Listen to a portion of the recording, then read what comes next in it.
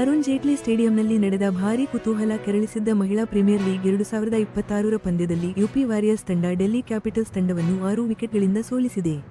ಡಿಯಾಂಡ್ರಾ ಡಾಟಿನ್ 42 ಎಸೆತಗಳಲ್ಲಿ 65 run ಸಿಡಿಸಿ 156 ರನ್ಗಳ ಗೆಲುವಿನ ಗುರಿಯನ್ನು ಯಶಸ್ವಿಯಾಗಿ ಬೆನ್ನಟ್ಟುವಲ್ಲಿ ಪ್ರಮುಖ ಪಾತ್ರ ವಹಿಸಿದರು. ಇದರಿಂದ ಇನ್ನೂ 2 ಓವರ್ಗಳು ಬಾಕಿ ಇರುವಾಗಲೇ ತಂಡ ಗೆಲುವು ಸಾಧಿಸಿತು. ಈ ಫಲಿತಾಂಶದಿಂದ ಯುಪಿ ವಾರಿಯರ್ಸ್ 6 ಪಂದ್ಯಗಳಲ್ಲಿ 4 ಗೆಲುವು ಸಾಧಿಸಿದ್ದು ಪಾಯಿಂಟ್ಸ್ ಪಟ್ಟಿಯಲ್ಲಿ ಬಲವಾದ ಸ್ಥಾನದಲ್ಲಿದೆ.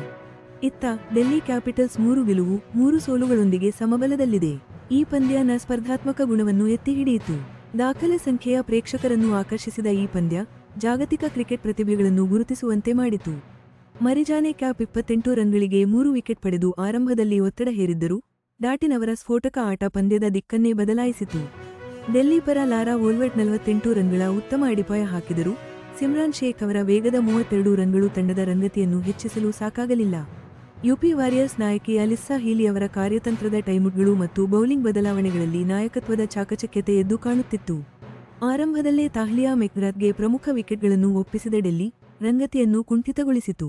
ಈ ರೋಚಕ ಪಂದ್ಯದ ಎಲ್ಲಾ ಅಂಕಿಅಂಶಗಳನ್ನು ಅಧಿಕೃತ ಸ್ಕೋರ್ಕಾರ್ಡ್ ಖಚಿತಪಡಿಸಿದೆ. ರಾತ್ರಿ ದೀಪಗಳ ಬೆಳಕಿನಲ್ಲಿ ಬೌಂಡರಿಗಳ ಸುರಿಮಳೆ ಮತ್ತು ಅದ್ಭುತ ಫೀಲ್ಡಿಂಗ್ಗೆ ಪ್ರೇಕ್ಷಕರು ಸಾಕ್ಷಿಯಾದರು. ವಿಸ್ತರಿತ ಡಬ್ಲ್ಯೂಪಿಎಲ್ ಸ್ವರೂಪದಲ್ಲಿ ಈ ಗೆಲುವು ಯುಪಿ ವಾರಿಯರ್ಸ್ ತಂಡವನ್ನು ಪ್ಲೇಆಫ್ಗೆ ಬಲವಾದ ಸ್ಥಾನದಲ್ಲಿ ನಿಲ್ಲಿಸಿದೆ. ಡೆಲ್ಲಿ ಕ್ಯಾಪಿಟಲ್ಸ್ ಈಗ ಪ್ರಮುಖ ಎದುರಾಳಿಗಳ ವಿರುದ್ಧ ಬೇಗನೆ ಪುಟಿದೇಳಬೇಕಿದೆ. ಪ್ರತಿಯೊಂದು ತಂಡವೂ ಸೆಮಿಫೈನಲ್ ಸ್ಥಾನಕ್ಕಾಗಿ ಪೈಪೋಟಿ ನಡೆಸುತ್ತಿರುವುದರಿಂದ ಈ ಋತುವಿನ ಮುಂದಿನ ಪಂದ್ಯಗಳು ನಿರ್ಣಾಯಕವಾಗಲಿವೆ. ಹಿಂದಿನ ಡಬ್ಲ್ಯೂಪಿಎಲ್ ಆವೃತ್ತಿಗಳನ್ನು ಗಮನಿಸಿದರೆ ಯುಪಿ ವಾರಿಯರ್ಸ್ ಮತ್ತು ಡೆಲ್ಲಿ ಕ್ಯಾಪಿಟಲ್ಸ್ ನಡುವಿನ ಪಂದ್ಯಗಳು ಯಾವಾಗಲೂ ರೋಚಕ ಅಂತ್ಯವನ್ನು ಕಂಡಿವೆ. ಆಟಗಾರರ ಫಾರ್ಮ್ ಅಂದರೆ ಪ್ರದರ್ಶನ ಮುಂದಿನ ಪಂದ್ಯಗಳಲ್ಲೂ ನಿರ್ಣಾಯಕವಾಗಲಿದೆ. ಪ್ರೇಕ್ಷಕರ ಅಬ್ಬರ ಈ ಐತಿಹಾಸಿಕ ಕ್ರೀಡಾಂಗಣದ ವಾತಾವರಣವನ್ನು ಇನ್ನಷ್ಟು ರೋಮಾಂಚನಗೊಳಿಸಿತು. ಪಂದ್ಯದ ಅಧಿಕಾರಿಗಳು ಪಂದ್ಯದುದ್ದಕ್ಕೂ ಕಾಯ್ದುಕೊಂಡ ಉನ್ನತ ಗುಣಮಟ್ಟವನ್ನು ಶ್ಲಾಘಿಸಿದ್ದಾರೆ. ಡಬ್ಲ್ಯೂಪಿಎಲ್ 2026ರ ಅಭಿಯಾನದ ಯಶಸ್ಸು ಮುಂದಿನ ಪಂದ್ಯಗಳ ಮೇಲೆಯೇ ನಿಂತಿದೆ. ಖಂಡಿತ ಈ ಪಠ್ಯವನ್ನು ನೈಸರ್ಗಿಕ ಸಂಭಾಷಣಾ ಶೈಲಿಯ ಕನ್ನಡಕ್ಕೆ ಹೀಗೆ ಅನುವಾದಿಸಬಹುದು. ಡಾಟಿನ್ ತಮ್ಮ ಅರ್ಧಶತಕದ ಮೂಲಕ ಅಬ್ಬರಿಸಿದ್ರು.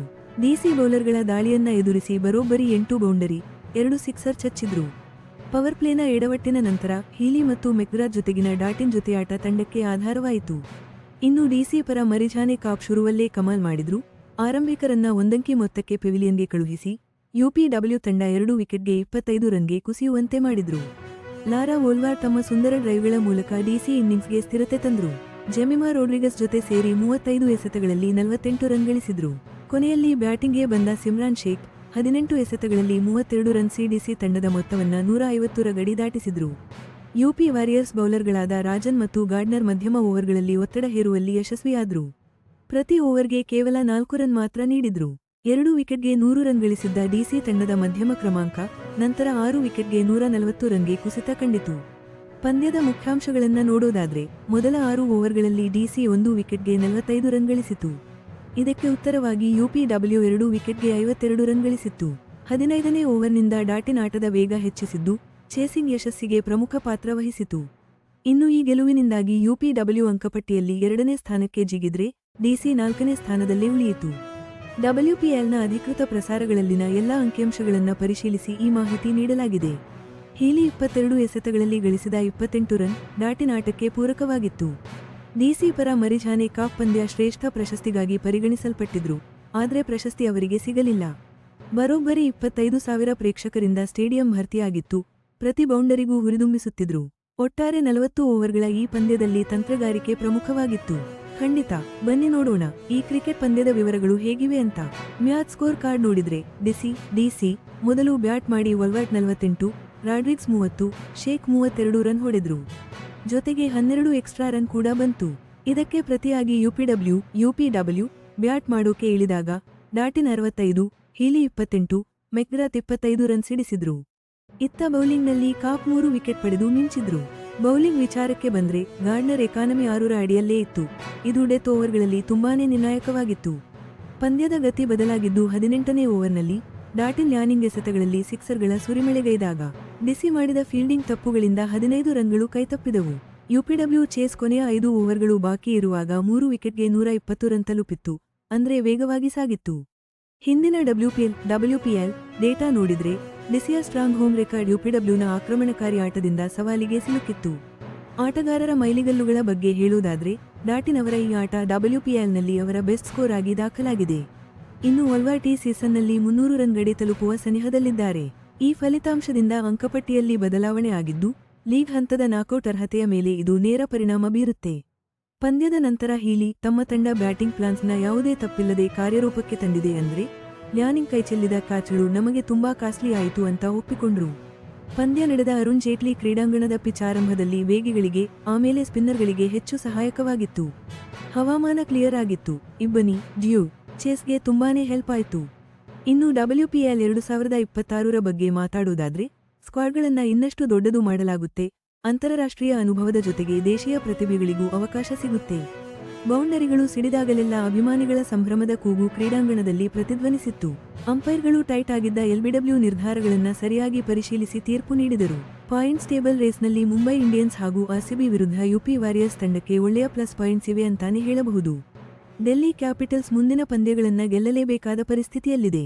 ನಕ್ಷತ್ರ ಚಿಹ್ನೆ ವೈಯಕ್ತಿಕ ಅಂಕಿಅಂಶಗಳು ಕ್ಯಾಪ್ ಅವರ ಬೌಲಿಂಗ್ ವೈವಿಧ್ಯತೆ ಹೀಲಿಗೆ ಕೊಂಚ ಕಷ್ಟ ಕೊಟ್ಟಿದ್ದು. ಆದರೆ ಡಾಟಿನ್ ಸ್ವೀಪ್ ಶಾಟ್ಗಳ ಮೂಲಕ ಅದಕ್ಕೆ ತಿರುಗೇಟು ಕೊಟ್ರು. ಶೇಖ್ ಕೊನೆಯ ಹಂತದಲ್ಲಿ ಬಾರಿಸಿದ ರನ್ಗಳು ಡೆಲ್ಲಿ ಕ್ಯಾಪಿಟಲ್ಸ್ ತಂಡವನ್ನ 5 ವಿಕೆಟ್ಗೆ 130 ರನ್ಗಳಿಂದ ಮೇಲೆತ್ತಿದವು. UP ವಾರಿಯರ್ಸ್ನ ಎಕ್ಲೆಸ್ಟೋನ್ ಡೆತ್ ಓವರ್ಗಳಲ್ಲಿ ಬೌಂಡರಿ ಬರದಂತೆ ಚೆನ್ನಾಗಿ ಕಟ್ಟಿಹಾಕಿದ್ರು. ಪಂದ್ಯದ ಟೈಮ್ಲೈನ್ ನೋಡಿದ್ರೆ ಡೆಲ್ಲಿ ಪವರ್ ಪ್ಲೇನಲ್ಲಿ 45 ರನ್ಗೆ 1 ವಿಕೆಟ್ ಕಳೆದುಕೊಂಡಿದ್ರೆ UP ವಾರಿಯರ್ಸ್ ಕೂಡ 42 ರನ್ಗೆ 2 ವಿಕೆಟ್ ಕಳೆದುಕೊಂಡು ಅಷ್ಟೇ ತೀವ್ರ ಪೈಪೋಟಿ ನೀಡಿತ್ತು. ಹೋದ ಸೀಸನ್ಗೆ ಹೋಲಿಸಿದ್ರೆ UP ವಾರಿಯರ್ಸ್ ತಂಡದ ಚೇಸಿಂಗ್ ಸಾಮರ್ಥ್ಯ ತುಂಬಾನೇ ಉತ್ತಮವಾಗಿದೆ ಅನ್ನೋದು ಸ್ಪಷ್ಟ. WPL ಫಾರ್ಮ್ಯಾಟ್ ಪ್ರಕಾರ ಟಾಪ್ 2 ತಂಡಗಳು ನೇರವಾಗಿ ಸೆಮಿಫೈನಲ್ಗೆ ಹೋಗ್ತವೆ ಹಾಗೂ 3ನೇ ಮತ್ತೆ 4ನೇ ಸ್ಥಾನದಲ್ಲಿರುವ ತಂಡಗಳು ಪ್ಲೇ ಆಫ್ ಆಡಬೇಕಾಗುತ್ತೆ. ನಕ್ಷತ್ರ ಚಿಹ್ನೆ ತಂಡದ ಸುದ್ದಿ ಪಂದ್ಯದ ನಂತರ ಯಾರಿಗೂ ಯಾವುದೇ ಗಾಯಗಳಾದ ಬಗ್ಗೆ ವರದಿಯಾಗಿಲ್ಲ. ಪ್ರೇಕ್ಷಕರ ಹಾಜರಾತಿ ಈ ಸೀಸನ್ನಲ್ಲೇ ಅತಿ ಹೆಚ್ಚು ದಾಖಲಾಗಿದ್ದು, ಲೀಗ್ನ ಜನಪ್ರಿಯತೆಗೆ ಮತ್ತಷ್ಟು ಬಲ ಸಿಕ್ಕಿದೆ. ಹೀಲಿ ಅವರ ನಾಯಕತ್ವ 2ನೇ WPL ಸೀಸನ್ನಲ್ಲಿ ಒಳ್ಳೆಯ ಫಲಿತಾಂಶಗಳನ್ನು ತಂದುಕೊಟ್ಟಿದೆ. ಲ್ಯಾನಿಂಗ್ ಬ್ಯಾಟಿಂಗ್ನಲ್ಲಿ ಸ್ಥಿರ ಪ್ರದರ್ಶನ ನೀಡಲು ಪ್ರಯತ್ನಿಸುತ್ತಿದ್ದಾರೆ. ಅಧಿಕೃತ ಪರಿಶೀಲನೆ ಪ್ರಕಾರ ಎಲ್ಲಾ ಅಂಕಿಅಂಶಗಳು ಅಕ್ಷರಶಃ ಸರಿ ಇವೆ. ತಂತ್ರಗಾರಿಕೆಯ ಬಗ್ಗೆ ಹೇಳೋದಾದ್ರೆ ಡೆಲ್ಲಿ ಕ್ಯಾಪಿಟಲ್ಸ್ ಪವರ್ ಪ್ಲೇಯಲ್ಲಿ ಸ್ಪಿನ್ ಬೌಲಿಂಗ್ ಬಳಸಿದ್ರೆ UP ವಾರಿಯರ್ಸ್ ಅದಕ್ಕೆ ವೇಗದ ಬೌಲಿಂಗ್ನಿಂದ ಉತ್ತರ ಕೊಟ್ಟು ಒಟ್ಟಾರೆಯಾಗಿ 12 ಸಿಕ್ಸರ್ಗಳು ಸಿಡಿದವು. ಪಿಚ್ ಸ್ಟ್ರೋಕ್ ಪ್ಲೇಗೆ ಅಂದ್ರೆ ಬ್ಯಾಟಿಂಗ್ಗೆ ಹೇಳಿ ಮಾಡಿಸಿದಂತಿತ್ತು. ಇದೇ ರೀತಿಯ ಪೈಪೋಟಿಗಳಿಂದಲೇ ಸೀಸನ್ನ ಕಥೆ ರೂಪುಗೊಳ್ಳುತ್ತದೆ ಹಾಗೂ ಗುಣಮಟ್ಟವೂ ಹೆಚ್ಚುತ್ತಾ ಹೋಗುತ್ತದೆ. ಖಂಡಿತ WPL 2026ರ ಮುಂದಿನ ಪಂದ್ಯಗಳ ಬಗ್ಗೆ ಕನ್ನಡದಲ್ಲಿ ಹೀಗೆ ಹೇಳಬಹುದು. ಮುಂದೆ ನೋಡೋದಾದ್ರೆ UP ವಾರಿಯರ್ಸ್ ಪ್ಲೇಆಫ್ಗೆ ಮುನ್ನ ಕ್ಲೀನ್ ಸ್ವೀಪ್ ಮೇಲೆ ಕಣ್ಣಿಟ್ಟಿದೆ. ಇತ್ತ ಡೆಲ್ಲಿ ಕ್ಯಾಪಿಟಲ್ಸ್ ತಮ್ಮ ಬೌಲಿಂಗ್ ತಂತ್ರಗಳನ್ನ ಮತ್ತೆ ಸರಿಪಡಿಸಿಕೊಳ್ಬೇಕಿದೆ. ಡಾಟಿನ್ ಅವರ ಬ್ಯಾಟಿಂಗ್ ಫಾರ್ಮ್ ಎದುರಾಳಿಗಳಿಗೆ ನಿಜಕ್ಕೂ ಅಪಾಯದ ಗಂಟೆ ಬಾರಿಸಿದೆ. ಡೆಲ್ಲಿ ಸೋತಿದ್ರೂ ಕೂಡ ವೋಲ್ವಾರ್ಟ್ ತಂಡಕ್ಕೆ ಒಂದು ಆಧಾರವಾಗಿ ನಿಂತಿದ್ದಾರೆ. WPL 2026 ಈಗ ನಿರ್ಣಾಯಕ ಹಂತ ತಲುಪಿದ್ದು, ಪಾಯಿಂಟ್ಸ್ ಟೇಬಲ್ನಲ್ಲಿ ಸ್ಥಾನಗಳು ಆಗಾಗ ಬದಲಾಗ್ತಾನೇ ಇವೆ. ಈ ಪಂದ್ಯ ನಮಗೆ ಫೀಲ್ಡಿಂಗ್ ಎಷ್ಟು ಮುಖ್ಯ ಅನ್ನೋದನ್ನ ಮತ್ತೊಮ್ಮೆ ಸ್ಪಷ್ಟಪಡಿಸಿದೆ. ಡಾಟಿನ್ ಅವರ ಉತ್ತಮ ಪ್ರದರ್ಶನವನ್ನ ಅಧಿಕೃತ ದಾಖಲೆಗಳು ಕೂಡ ಮತ್ತಷ್ಟು ಗಟ್ಟಿಗೊಳಿಸಿವೆ. ಡೆಲ್ಲಿ ಕ್ಯಾಪಿಟಲ್ಸ್ ತಂಡದ ಮುಂದಿನ ಪಂದ್ಯ ಅರುಣ್ ಜೇಟ್ಲಿ ಕ್ರೀಡಾಂಗಣದಲ್ಲಿಯೇ ಆಯೋಜನೆಯಾಗಲಿದೆ. ಆಟಗಾರರ ಪ್ರದರ್ಶನದಲ್ಲಿ ಲೀಗ್ನ ಬೆಳವಣಿಗೆ ಸ್ಪಷ್ಟವಾಗಿ ಎದ್ದು ಕಾಣುತ್ತಿದೆ. ಪಂದ್ಯದ ನಂತರ ಮಾತನಾಡಿದ ಹೀಲಿ ತಂಡದ ಒಗ್ಗಟ್ಟೇ ಗೆಲುವಿಗೆ ಮುಖ್ಯ ಅಂತ ಒತ್ತಿ ಹೇಳಿದ್ದಾರೆ. ಲ್ಯಾನಿಂಗ್ ಕೂಡ ಮುಂದಿನ ಪಂದ್ಯಗಳಲ್ಲಿ ತಂಡದ ಪ್ರದರ್ಶನ ಸುಧಾರಿಸ್ತೀವಿ ಅಂತ ಭರವಸೆ ಕೊಟ್ಟಿದ್ದಾರೆ. 2 ಇನ್ನಿಂಗ್ಸ್ ಸೇರಿ ಒಟ್ಟು 311 ರನ್ ಗಳಿಸಲಾಗಿದೆ. ರನ್ ಗಳಿಕೆಯಲ್ಲಿ 70% ಬೌಂಡರಿಗಳಿಂದಲೇ ಬಂದಿದೆ. WPL ಪರಿಶೀಲನೆ ಪ್ರಕಾರ 25,432 ಪ್ರೇಕ್ಷಕರು ಪಂದ್ಯಕ್ಕೆ ಸಾಕ್ಷಿಯಾಗಿದ್ದಾರೆ. ಹಿಂದೆ ನಡೆದ ಪಂದ್ಯಗಳನ್ನ ನೋಡಿದ್ರೆ ಮುಂದಿನ ಪಂದ್ಯಕ್ಕೆ ಭರ್ಜರಿ ಕದನಕ್ಕೆ ವೇದಿಕೆ ಸಿದ್ಧವಾಗಿದೆ. ಸೀಸನ್ನ ಮಧ್ಯಭಾಗದ ಪಂದ್ಯಗಳಲ್ಲಿ ಮೊಮೆಂಟಮ್ ಅದಲು ಬದಲಾಗುವುದೇ ಗೆಲುವಿಗೆ ನಿರ್ಣಾಯಕ ಅಂಶ. ಇಂತಹ ಪ್ರದರ್ಶನಗಳು ಆಟಗಾರರ ಕಾಂಟ್ರಾಕ್ಟ್ಗಳಿಗೆ ಲಾಭ ತಂದುಕೊಡುತ್ತವೆ. ಲೀಗ್ ಕಮಿಷನರ್ ಪಂದ್ಯದ ಗುಣಮಟ್ಟದ ಬಗ್ಗೆ ಮೆಚ್ಚುಗೆ ವ್ಯಕ್ತಪಡಿಸಿದ್ದಾರೆ. ಅಂತಿಮ ಅಂಕಿಅಂಶಗಳ ಪ್ರಕಾರ 156 ರನ್ ಬೆನ್ನತ್ತಿದ UP ವಾರಿಯರ್ಸ್ 18 ಓವರ್ಗಳಲ್ಲಿ 4 ವಿಕೆಟ್ ನಷ್ಟಕ್ಕೆ 157 ರನ್ ಗಳಿಸಿ ಗೆದ್ದಿದೆ.